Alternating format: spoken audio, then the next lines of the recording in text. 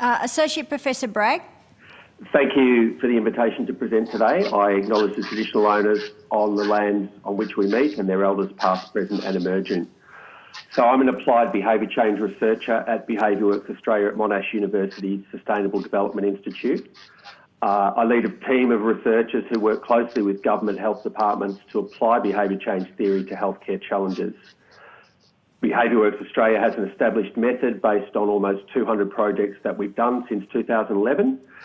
Very briefly, this comprises three core activities: exploration to fully understand the behavioural aspects of problems and identify who needs to do what differently; deep dive to establish why people behave in the way they do; and application or trials, which use our insights and behavioural theory to test behaviour change strategies. Examples of the work we've recently done in health include a series of 4 large trials to enhance immunisation in Victoria using so-called nudge strategies, and development of a public campaign in Victoria to reduce inappropriate calls to 000 ambulance service. Behaviour Work sits within the Monash Sustainable Development Institute, which aligns to the Sustainable Development Goals, and our chair, Professor John Thwaites, is the co-chair of the UN Sustainable Development Solutions Network.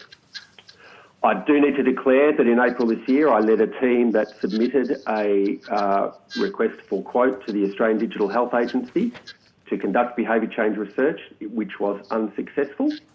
And whilst I was disappointed in this outcome, this has not influenced the content of my submission. I'm on the board of the Australian Spinal Cord Injury Network, which is a not-for-profit entity funded in part by a New South Wales government grant. I have a background as a physiotherapist, but my evidence today is from the perspective of a researcher in healthcare quality improvement who specialises in behaviour change. I have not examined the enabling legislation in detail, and I cannot speak to the IT or security aspects. In relation to the terms of reference, my submission speaks to items B and D. Item B is a decision to shift from opt-in to opt-out, and item D is the government's administration of the rollout, including the public information campaign and the prevalence of informed consent. In relation to B, which was the decision to shift from opt-in to opt-out, in terms of behavioural theory, status quo or default bias is a long-established phenomenon, and decision-making experiments consistently show that people stick with the status quo more frequently than expected by chance. We also know from numerous real-world examples that status quo bias does play out in the real world, and the most frequently cited example is organ donation, but there are pertinent real-world examples in Australia, such as the Victorian State Trauma Registry, which people are automatically opted into, usually when they're unconscious, so they have the option of opting out, but very few choose to. And of course, the My Health Record trials themselves, which demonstrated that moving the status quo to opt-out worked, with a very low percentage opting out. So in summary, there is solid evidence from both theory and real-world practice in Australia to support the decision to shift My Health Record from opt-in to opt-out. In relation to point D, which is the government's administration of the My Health Record, I offer a number of reflections and suggestions from a behaviour change perspective. And I just want to point out that from a behaviour change perspective, there are 2 key audiences here. There are health professionals who need to adopt and use the IT, and there's the general public who need to engage with My Health Record to maintain their own data. A key learning from behavioural research, both in the general public and in relation to health professionals, is that awareness, attitudes and knowledge are important precursors to behaviour. And this is a very important point in the context of the My Health Record trial. So if you'll indulge me for a couple of minutes, I'd like to offer some examples. When we did the 000 campaign in Victoria, we focused the initial campaign on what we call sensitising the market, which is highlighting the case for the behaviour change. And we did that by highlighting qualifications of ambulance personnel and using a case study to show how the ambulance service saved the life of a boy with breathing difficulties. The campaign message was save lives by saving 000 for emergencies. And importantly, the government was very comfortable with the idea that this initial campaign would not reduce calls to 000. It would change attitudes, awareness and knowledge in the general public. There are numerous other examples of this technique of sensitising the market. the Transport Accident Commission's road safety advertising and other campaigns. And in the opt-out trial, the Australian Digital Health Agency had a stated intention to increase awareness, and they did engage in numerous ways with health professionals and the public. And crucially, one of the observations from the trial was that once the My Health record was explained to individuals and its benefits were outlined, most people were very positive about it. Once the benefits were clear, nearly all focus group participants said their concerns about security and privacy had disappeared. That is, explanation of the My Health record concept and its benefits was critical to engendering positive attitudes and lowering security concerns. In this year's campaign to promote the opt-out period, there was comparatively little emphasis on attitudes, knowledge and awareness, and the campaign focused largely on the actual behaviour, which was the opt-out behaviour. In my view, the public discourse was largely around fears about data security. In the trial sites, these fears were allayed through discussion in the focus groups, but this option was not available in the nationwide opt-out campaign. With little available information about the positive aspects of My Health record to counter data security concerns, the public rapidly lost trust in the system and many opted out. And finally, although the proposed amendment will be seen to address data security concerns, this may not be sufficient in behavioural terms to shift the dial away from opt-out, because it remains the case that the underlying rationale for My Health record has been undersold. In my view, more effort needs to be made to sell the case for My Health record, to build awareness of why it is important and engender positive attitudes to the concept. And I've got some more specific recommendations, but they can wait till later because I've taken quite a lot of time. Thank you.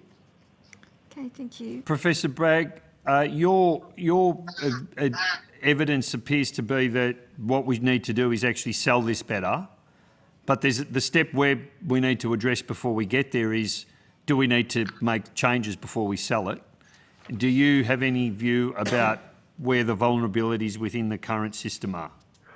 I don't have a view as an IT expert, but I did co-author a piece with Professor Bain really highlighting, and I think one of the earlier witnesses did speak to this, that I think there is a perception in the public that I don't think the public really knows what the status quo is at the moment. And so I think that there are technical arguments around particular ways that you could design the system. But whatever system you design and whatever system you tell the public about, including the present system, you are going to need to sell the case for that system. So there will be security concerns whether you have a federated system. I concur with Professor Bain's view that actually the current system of hybrid paper and electronic records in multiple locations is far from perfect, and we've highlighted examples in our article in the conversation. So I think one of the things that's been neglected here is that the single biggest audience whose behaviour needs to change is actually not health professionals, it's the general public. And we have not heard a lot in this debate from members of the general public who have and have not decided to opt in or opt out of My Health records and the reasons why they have done that. And the My Health record trial shows that if we begin to understand those views and challenge our own assumptions about what people might be thinking, that will help us to unlock some of the work that needs to be done to build awareness, attitudes and knowledge. Thank you. Senator Brockman. Senator Di Natale covered most of the ground I was going to look at, but just Professor Bragge, on as a follow-up to where you just finished, on in terms of a communication, education campaign to the general public, to the users of the system, as opposed to the medical profession, and what do you think that needs to look like to be effective to engender the sort of trust you talked about in your opening remarks? Well, I believe there are four key planks in behaviour change terms that need to be considered. The first is what I've just spoken about, which is we need to understand how awareness, attitudes and knowledge differs between people who today have decided to opt in and people who today have decided to opt out, and understand what they're thinking. And what follows should flow from that exploration, because that will tell us what the prevailing attitudes and concerns are.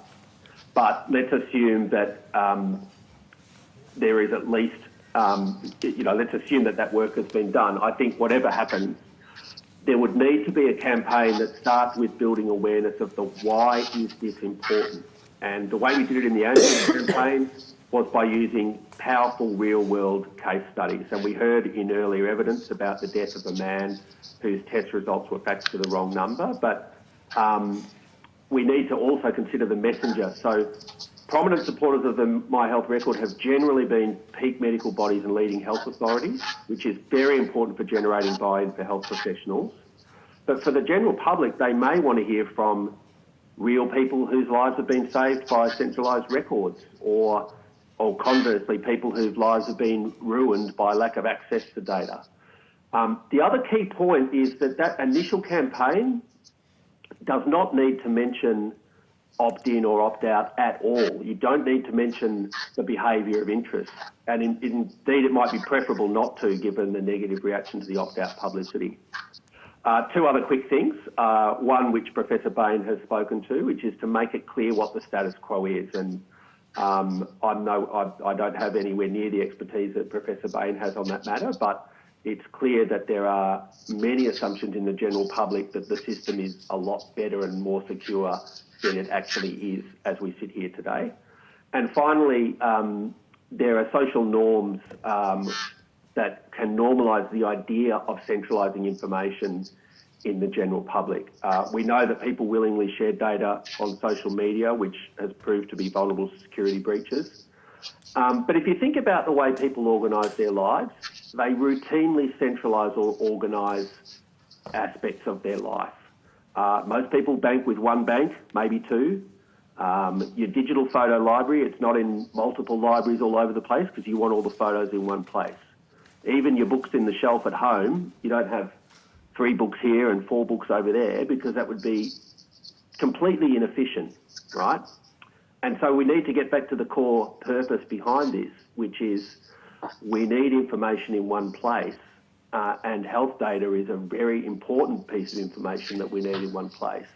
And there's a counterfactual to the point that Senator Di Natale was raising about 900,000 people having access, and that is that the positive side of that is that if I go to the Northern Territory, where I'm away from my local hospital and I'm away from my GP, I personally want people to have access to my health information in the event of an emergency.